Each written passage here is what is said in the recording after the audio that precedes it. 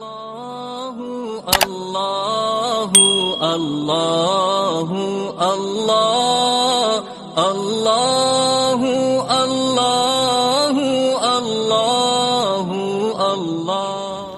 نبی صلی اللہ علیہ وسلم نے فرمایا انسان اللہ سے دعا مانگتا ہے، زندگی بھر مانگتا رہتا ہے، اور اللہ زندگی بھر دعاؤں کو قبول کرتے رہتے ہیں، لیکن اس کو نظر نہیں آ رہا ہوتا، اس کو نظر، کہ اللہ اپنے طریقے سے دعا قبول کرتا ہے۔ اگر اللہ ایسے دعا قبول کرے نا، آپ نے ادھر کہا اے اللہ میری تنخواہ ڈبل کر دے، آفس گئے باس نے کہا کہ جناب نئے وزیر اعظم نے جو اعلان کیا ہے اس کی منظوری ہو گئی، ٹھا ٹھا کر کے ایسے دعائیں قبول ہونا شروع ہو جائیں تو غیب پر ایمان ختم، پھر تو دعا کی ترغیب دینے کی ضرورت ہی نہیں رہے گی۔ سب لوگ مصلی لے کے مسجد میں آ جائیں گے، سارا دن دعائیں مانگتے رہیں گے کہ اللہ سے جو مانگو ملتا ہے، خربوزہ مانگو خربوزہ ملتا ہے، تربوز مانگو تربوز ملتا ہے، افطاری میں پکوڑے مانگو پکوڑے ملتے ہیں، سموسے مانگو، بھوک لگ رہی ہے کیا کریں، سموسے ملتے ہیں، جو مانگو وہ ملتا ہے۔ دعائیں تو لازمی قبول ہوتی ہیں، لیکن انداز وہ ہوتا ہے جو اللہ کرتے ہیں۔ اللہ کہتے ہیں میں اپنے طریقے سے کروں گا۔ اب اس کی بڑی لمبی چوڑی تفصیل ہے کہ کیسے قبول ہوتی ہے۔ بعض دفعہ جو چیز مانگ رہے ہیں اللہ وہی دے دیتا ہے آپ کو، بعض دفعہ اس کا متبادل دے دیتا ہے، آلٹرنیٹ دے دیتا ہے، بعض دفعہ نہ آلٹرنیٹ دیتا ہے نہ وہ چیز دیتا ہے، کوئی مصیبت آنے والی ہوتی ہے، اس دعا کی برکت سے اس مصیبت کو ٹال دیتا ہے۔ آپ اپنے بیٹے کے لیے بچی کے لیے دعا مانگ رہے ہیں اس کو ٹھیک کر دے، وہ ٹھیک نہیں ہوئی لیکن دوسری نے بیمار ہونا تھا، اللہ نے اس سے وبا کو ٹال دیا۔ تو جن کا غیب پر ایمان ہوتا ہے وہ تو مانگتے ہیں، اللہ سے مانگتے ہیں۔ پتہ ہے بھائی یہ ہو نہیں سکتا کہ جس خدا نے کہا ہے کہ میرے سامنے ہاتھ اٹھاؤ، حدیث میں آتا ہے اللہ میں اتنی غیرت ہے کہ جب کوئی اللہ کے سامنے ہاتھ اٹھا کے مانگتا ہے تو اللہ کو خالی ہاتھ لوٹاتے ہوئے حیا آتی ہے۔ بڑے سیٹ کے پاس کوئی بھکاری جائے اور پیسے مانگے اور وہ اس کو دھتکار دے تو بھکاری کہے گا نا یار نام تو بڑا سنا تھا آپ کا، بڑے سخی ہو۔ تو اللہ کو حیا آتی ہے کہ ان ہاتھوں کو خالی لوٹائے، دیتا ہے لازمی۔ تبھی ہم نے اہل اللہ کو دیکھا ہے کہ مانگتے بہت ہیں، بڑی لمبی لمبی دعائیں مانگتے ہیں۔ لوگ ان کو بے وقوف سمجھتے ہیں کہ یار یہ ہر وقت مصلی پہ دعائیں مانگتے رہتے ہیں لمبی لمبی، ملتا تو کچھ ہے نہیں۔ انہیں پتہ ہے کہ یہ بہت ملتا ہے اللہ سے مانگنے سے، لیکن اللہ کا انداز ایسا ہوتا ہے کہ صرف وہ مانگیں جن کو غیب پر یقین ہے۔ یعقوب علیہ السلام ساری زندگی مانگتے رہے اللہ تعالیٰ سے، اس مانگنے کا بدلہ کیا ملا ہے؟ دوسرا بیٹا بھی اللہ نے چھین لیا۔ عجیب بات ہے یا نہیں ہے؟ پہلا بیٹا گم ہوا تو اللہ سے اس کے ملنے کی دعائیں مانگتے رہے۔ دعا کیا قبول ہو رہی ہے؟ قحط پڑ گیا، کھانے پینے سے بھی گئے، اس سے بڑی مشکل، راشن لینے کے لیے بھیجا مصر اپنے بیٹوں کو، تو دوسرا بیٹا بھی بولو گیا، وہ بھی بادشاہ نے رکھ لیا۔ روتے روتے آنکھوں کی بینائی چلی گئی۔ آپ کی اولادیں آپ سے کیا کہنے لگیں؟ تاللہ تفتأ تذکر یوسف، اللہ کی قسم آپ یوسف کو ابھی تک یاد رکھا ہوا ہے، حتی تکون حرضا او تکون من الہالکین، آپ کی جان نہ چلی جائے تو زبان سے یہ نہیں کہا کہ میں اللہ سے مانگ مانگ کے تھک گیا ہوں لیکن اللہ دینے کے لیے تیار نہیں ہے، میرا تو دوسرا بیٹا بھی گیا۔ جب دوسرا بیٹا بھی گیا ہے نا، اس وقت یہ الفاظ کہے ہیں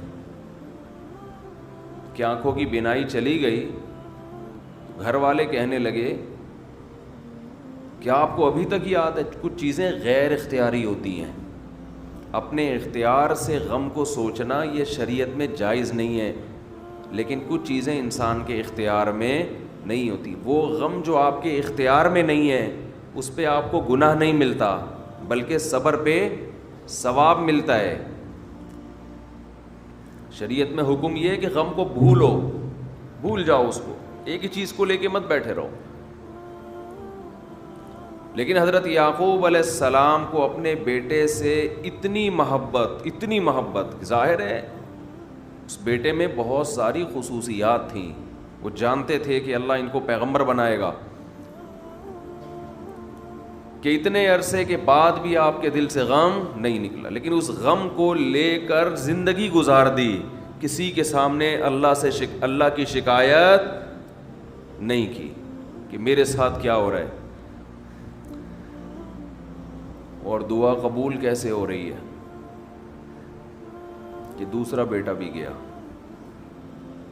بیٹوں نے آ کے بتایا کہ آپ کے بیٹے نے چوری کی تھی جس کی وجہ سے بادشاہ نے اس کو رکھ لیا۔ قال بل سولت لکم انفسکم امرا، باپ نے کہا تم نے جیسے پہلے ایک کہانی گڑھی تھی دوبارہ سے ایک کہانی گڑھ لی ہے۔ حالانکہ اس دفعہ بیٹے سچ بول رہے تھے،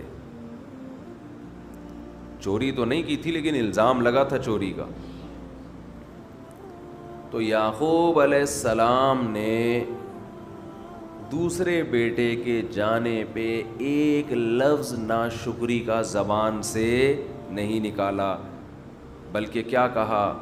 انما اشکو بثی وحزنی الی اللہ وَأَعْلَمُ مِنَ اللَّهِ مَا لَا تَعْلَمُونَ، میں اپنا غم تمہارے سامنے بیان نہیں کرتا، صرف اللہ کے سامنے بیان کرتا ہوں، اور اللہ کے بارے میں وہ کچھ جانتا ہوں جو تم نہیں جانتے۔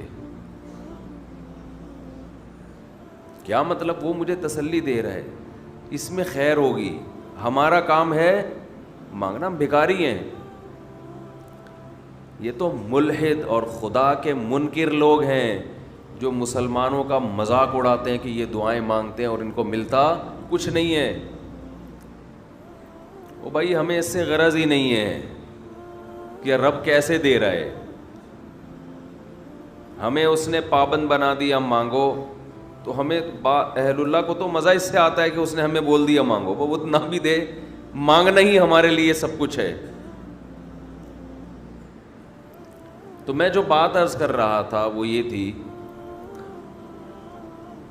کہ یعقوب علیہ السلام مانگتے رہے، پھر دوسرا بیٹا بھی چھن گیا، کوئی لفظ مایوسی کا زبان سے نہیں نکالا۔